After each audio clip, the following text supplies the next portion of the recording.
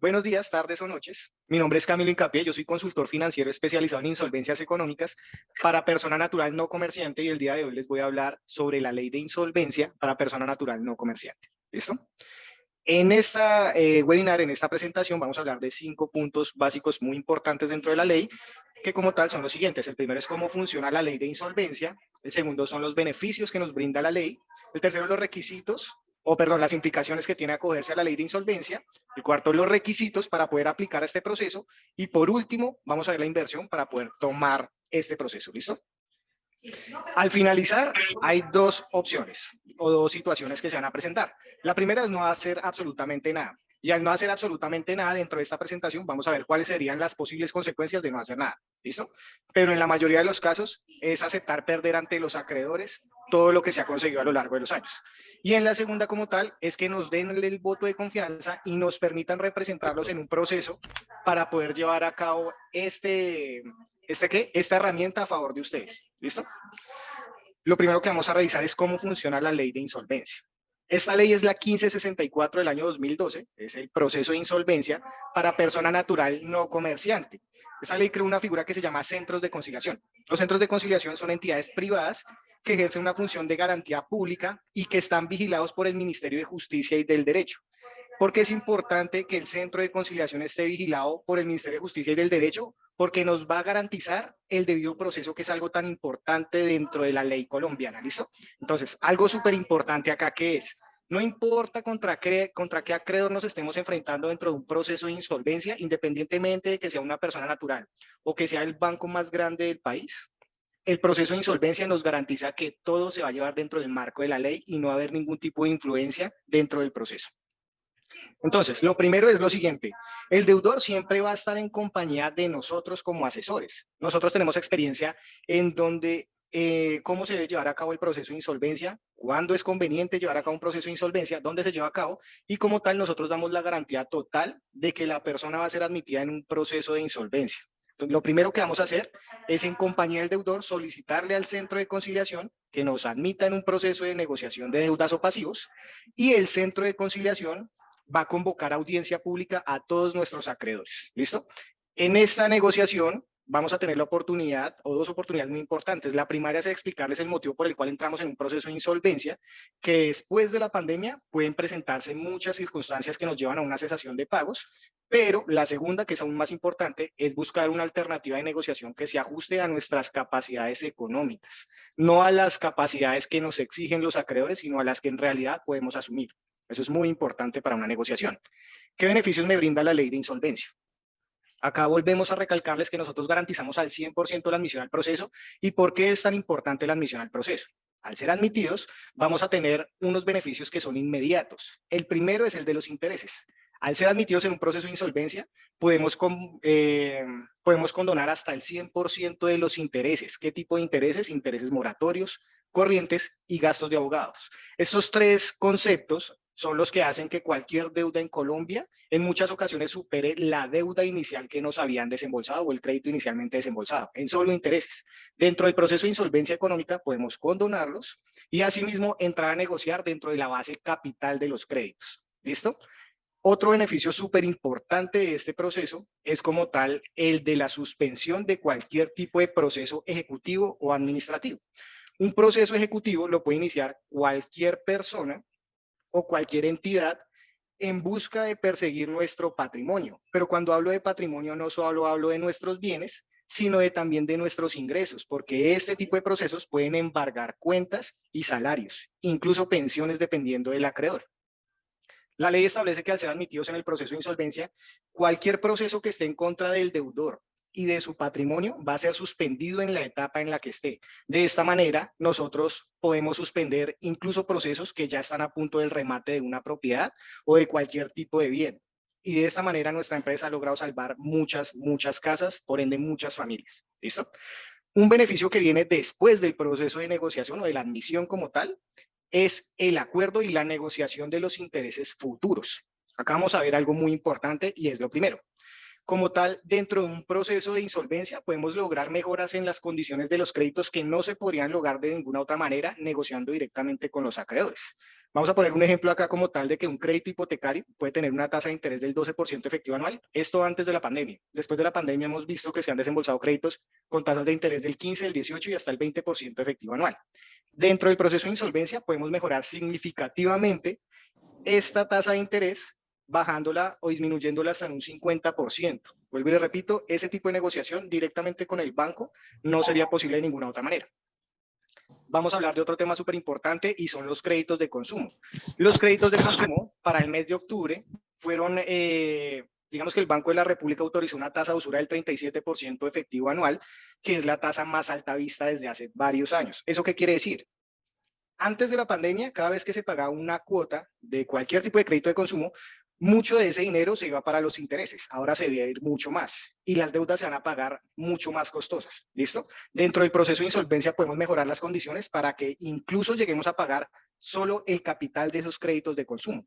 Hay otro beneficio súper importante dentro del proceso de insolvencia y es que como tal, si ustedes tienen algún crédito hipotecario que esté en sistema de amortización VR dentro del proceso de insolvencia, podemos modificar esa tasa, ese sistema de amortización, para que cambie inmediatamente a pesos.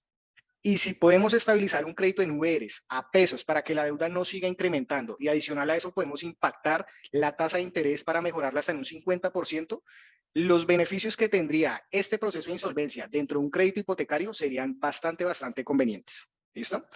¿De qué depende esta negociación? De que el 50% más uno de nuestros acreedores diga que sí a la propuesta económica que estamos presentando. La ley establece que tenemos hasta 120 días y hasta 10 oportunidades diferentes para lograr convencer a nuestros acreedores de la propuesta que estamos realizando. ¿Listo?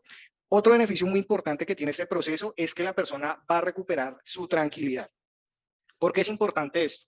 A través de la pandemia nos dimos cuenta que muchas familias por las deudas se desintegraron. Muchas personas perdieron su tranquilidad y este tipo de situaciones los llevaron a generar fricciones con su pareja, llevándolos a separaciones. Y lo ideal es que como tal las deudas nunca lleguen a intervenir en una familia, ¿listo? Al recuperar la tranquilidad, las personas se pueden enfocar nuevamente en una de las cosas que más importan y es su familia y segundo que todo en su empleo, ¿listo? Dejándonos a nosotros la responsabilidad de asumir el proceso jurídico representándolos ante los acreedores. Nosotros nos encargamos absolutamente de toda esta negociación. Entonces, ¿qué implicaciones tiene la ley dentro de un proceso de insolvencia? Acá vamos a hablar de dos figuras. La primera es el remate judicial y la segunda es la liquidación patrimonial. El remate no tiene ningún beneficio de ley. La liquidación patrimonial tiene todos los beneficios de ley contemplados dentro del proceso de insolvencia económica, que son beneficios de garantía. ¿Listo? Vamos a hablar de cómo funciona el remate judicial a grandes rasgos. Digamos que una persona tiene varias deudas. Una de ellas está respaldada por la hipoteca de la propiedad. ¿Listo?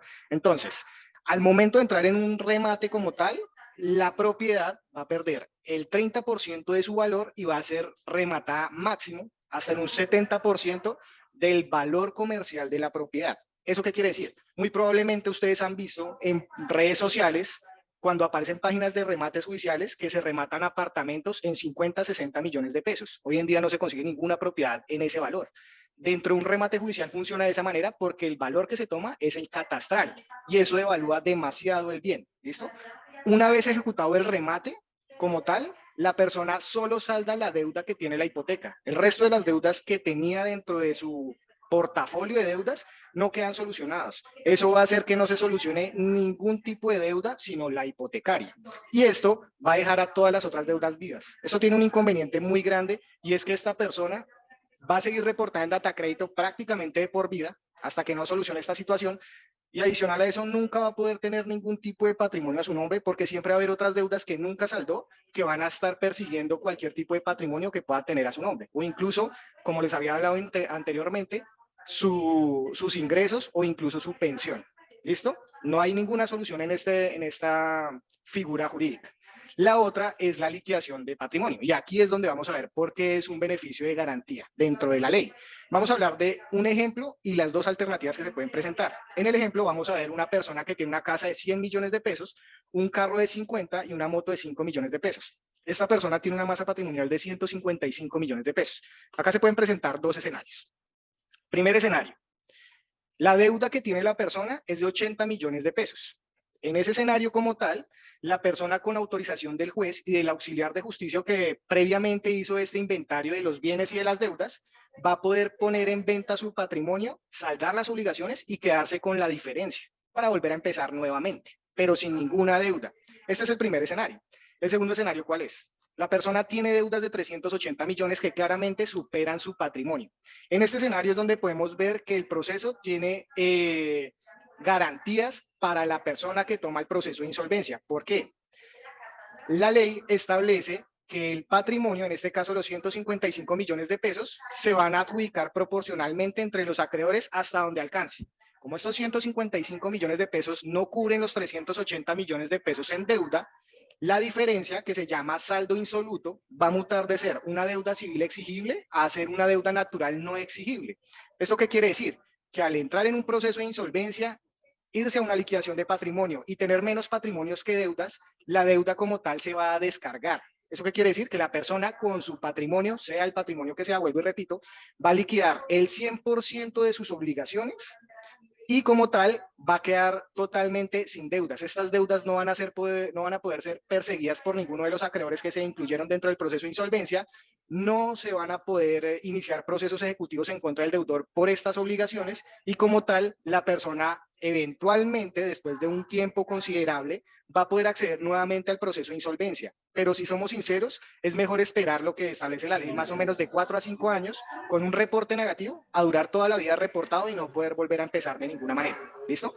Entonces, como tal, no habrá más deudas exigibles y la persona puede empezar con mucha más experiencia desde cero, sin ningún tipo de obligación que le puedan exigir.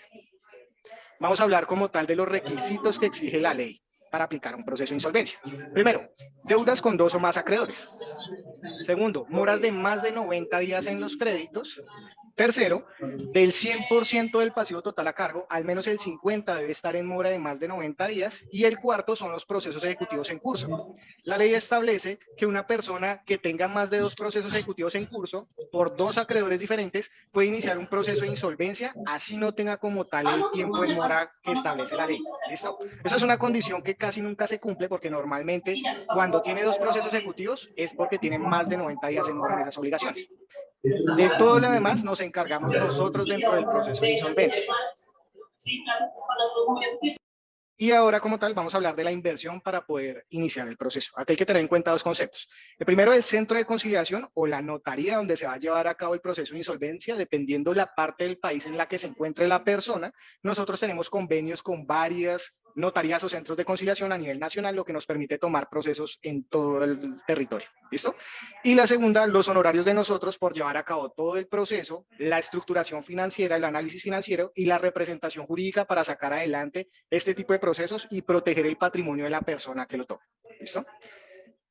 Son tus decisiones y no tus condiciones lo que determina tu destino. Es muy importante que tengan en cuenta que la decisión que tomen el día de hoy les va a permitir mirar atrás y ver si hay algún patrimonio que se haya salvado a través de este proceso o si definitivamente todo se perdió por no tomar la decisión a tiempo.